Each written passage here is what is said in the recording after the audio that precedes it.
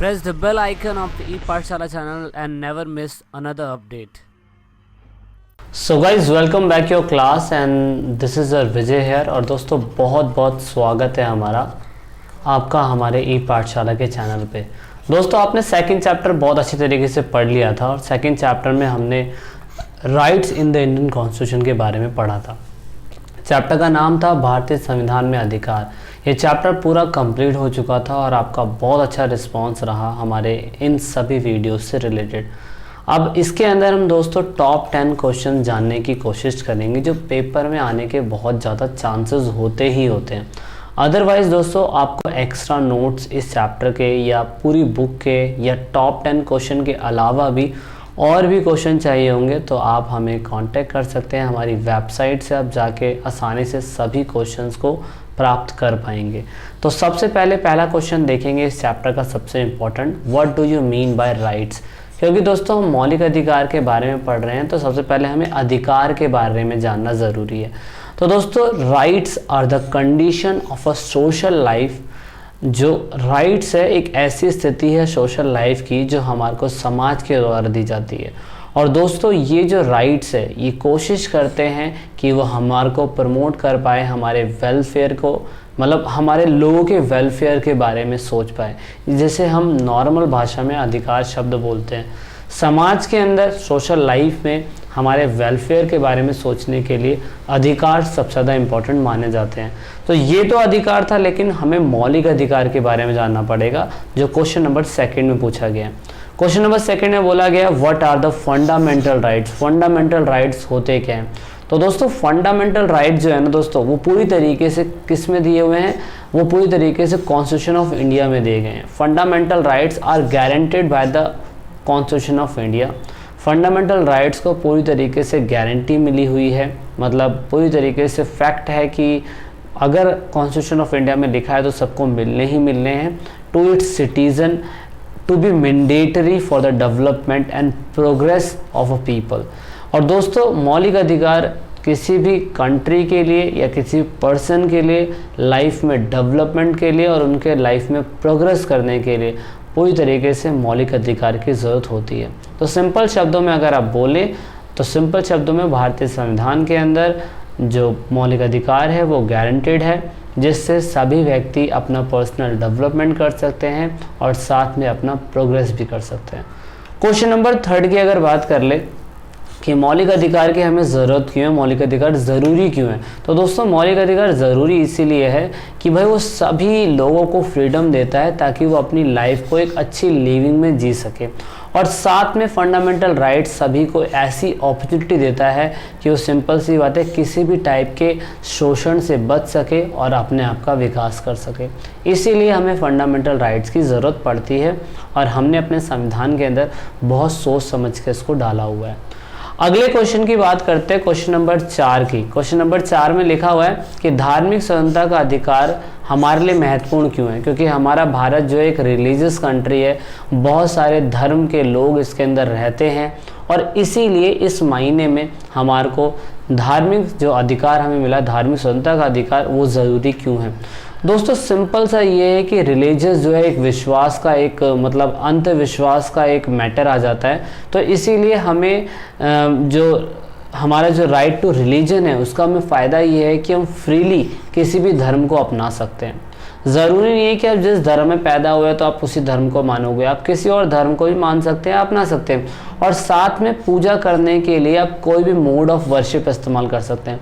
मतलब अगर आपके समाज के अंदर मान लीजिए कि आप हिंदुज़म हैं और हिंदुज़म के अंदर अगर आपके देवताओं को अगरबत्ती करके पूजा करी जाती है तो ज़रूरी नहीं है आप उसको वैसे ही करो। आप कैसे भी अपने देवताओं को पूज सकते हैं, अपने गॉड्स को पूज सकते हैं, अल्लाह को, या जिस भी धर्म में आप विश्वास रखते हैं, ठीक है। और दूसरा सिटीजन को राइट्स मिल जाता है फ्री अपने जो रिलीजियस मैटर है उसको मैनेज करने का। अब जो भी कामकाज अगर उसका धर्म से रिलेटेड है उस कामकाज को कैसे करना चाहता है तो वो कर सकता है। ये हमारे संविधान में दिया हुआ है। क्वेश्चन नंबर 5 की बात करते हैं संविधान में अनुच्छेद 21। दोस्तों अनुच्छेद 21 इसलिए ज़रूरी है, ये महत्वपूर्ण क्यों है? इसमें दोस्तों हम किसी की वंश की लाइफ को एक्सपेक्ट कर सकते हैं। मतलब आर्टिकल नंबर 21 हमें प्रोटेक्शन देता है लाइफ की, जीवन जीने की सुरक्षा। जीवन ही नहीं रहेगा तो ये देश दुनिया किस काम की होगी, है ना। तो इसीलिए आर्टिकल नंबर 21 जो है हमें जीवन जीने का अधिकार देता है, हमारे खुद की निजी स्वतंत्रता का अधिकार देता है। हाँ, अगर हमने कुछ भी गलती करी होगी तो स्टैब्लिश ऑफ लॉ के अकॉर्डिंग जो इंडिया का होगा उससे हमें पनिशमेंट मिल सकती है, लेकिन दोस्तों हमें जीवन जीने का अधिकार आर्टिकल नंबर 21 ही देता है। अब दोस्तों उसकी बात कर लेते हैं स्वतंत्रता के अधिकार से आप क्या समझते हैं। क्वेश्चन नंबर 6, स्वतंत्रता का अधिकार का मतलब यही होगा कि आप पीसफुली कहीं पे विदाउट वेपन खड़े हो सकते हैं, आप अपने विचार और अपनी अभिव्यक्तियां कहीं पे प्रकट कर सकते हैं, आप किसी भी प्रकार की एसोसिएशन या यूनियन जिसे आप संघ बोलते हैं वो बना सकते हैं, आप भारत के किसी भी टेरिटरी के अंदर, भारत के टेरिटरी के अंदर अंदर कहीं पे भी घूम सकते हैं, आप कहीं पे भी सेटल हो सकते हैं, है ना। ऐसे बहुत सारे काम हैं जो हमको स्वतंत्रता के अधिकार में मिलते हैं और ये आर्टिकल नंबर दोस्तों 19 है। आर्टिकल नंबर 19 में 6 टाइप के क्या कहते हैं अधिकार होते हैं, जिनमें से 4 टाइप के मैंने आपको बता दी क्योंकि 4 मार्क्स का क्वेश्चन है। क्वेश्चन नंबर 7 की बात करते हैं, भारतीय संविधान में मौलिक कर्तव्य क्या है। दोस्तों मौलिक कर्तव्य हमारा पार्ट नंबर 4 में है और पार्ट नंबर 4 में 51A के अंदर मौलिक कर्तव्य 11 दे रखे हैं और इसकी हमें आवश्यकता क्यों है या महत्वपूर्ण क्यों है वो हमें एक क्वेश्चन पूछा गया है, या मौलिक कर्तव्य क्या है ये पूछे गए हैं। तो दोस्तों 42वें आर्टिकल के तहत 1972 के दिन इसको जोड़ा गया था और दोस्तों इसका मेन काम होता है सिटीजन्स को to remain its citizen though they enjoy basic fundamental rights but they are suppose to be observe certain basic norms democratic conduct and the behaviour. दोस्तों फंडामेंटल ड्यूटीज़ का मतलब यही हो गया कि हमें फंडामेंटल राइट्स तो मिल रहे हैं लेकिन उसके साथ साथ हमारे को कुछ ऐसे नॉर्म्स, कुछ ऐसे बेसिक चीज़ों की हमें याद रखनी पड़ेगी जिसको हमें अपने बिहेवियर के अंदर उतारने की ज़रूरत है। A set of 10 fundamental duties, यहाँ पे 10 लिखा हुआ लेकिन दोस्तों फंडामेंटल ड्यूटीज़ 11 हो चुकी है। A set of 11 fundamental duties of a citizen have been enumerated by the amendment. दोस्तों मतलब जो हमारे 11 सेट ऑफ फंडामेंटल ड्यूटीज़ हैं उसको संशोधन करके हमारे फंडामेंटल ड्यूटीज़ के अंदर डाला गया है, ठीक है ना। क्वेश्चन नंबर 8 की बात कर लेते हैं, राज्य के नीति निर्णय सिद्धांत। दोस्तों ये भी हमारे पार्ट 4 में भाग 4 में 36 से लेके 51 के बीच में इनके पूरी तरीके से अनुच्छेद बताए गए हैं।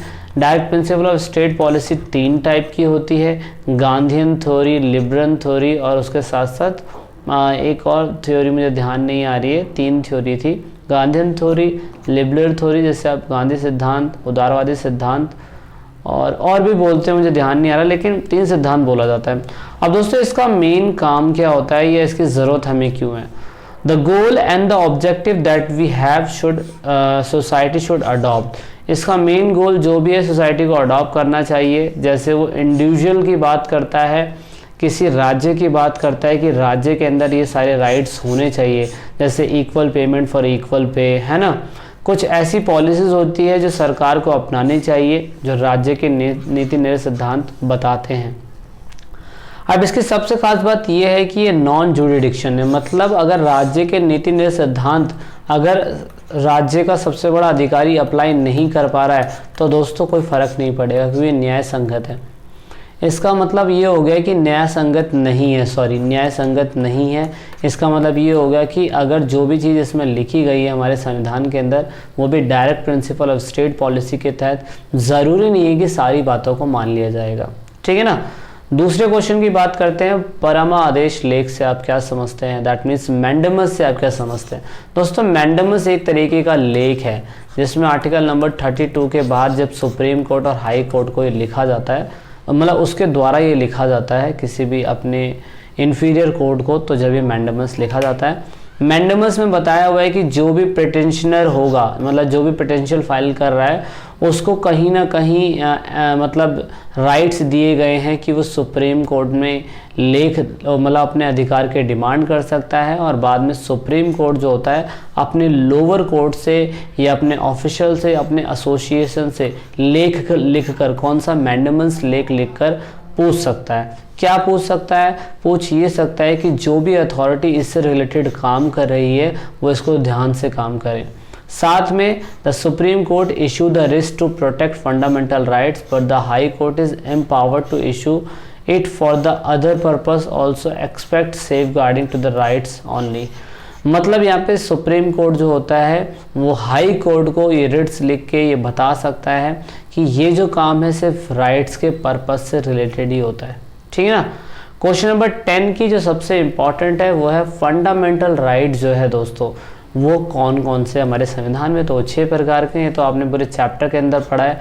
राइट टू इक्वालिटी जो 14 से लेकर 18 है, राइट टू फ्रीडम जो 19 से लेकर 22 है, राइट्स अगेंस्ट द एक्सप्लॉयटेशन जो 23 से 24 है, rights against the fundamental freedom of religion जो 25 से 28 है, कल्चर एंड एजुकेशनल डेवलपमेंट जो 29 और 30 है, और राइट टू कॉन्स्टिट्यूशनल रेमेडीज जो आर्टिकल नंबर दोस्तों सिर्फ और सिर्फ 32 है। ठीक है ना। तो दोस्तों यहाँ तक हमने देख लिया, हमने ये देख लिया पूरी तरीके से कि टॉप 10 क्वेश्चंस कौन से थे। और भी क्वेश्चंस आपको देखने को मिलेंगे इस चैप्टर के अंदर। अभी के लिए बहुत बहुत थैंक यू चैनल को एंड तक देखने के लिए, इस वीडियो को सपोर्ट करने के लिए। जिन लोगों ने ये चैनल नहीं देखा है या जिसके लिए वीडियो यूज़फुल हो सकती है उस तक बच्चे तक ये वीडियो शेयर ज़रूर करिए ताकि दूसरों का भी भला हो सके।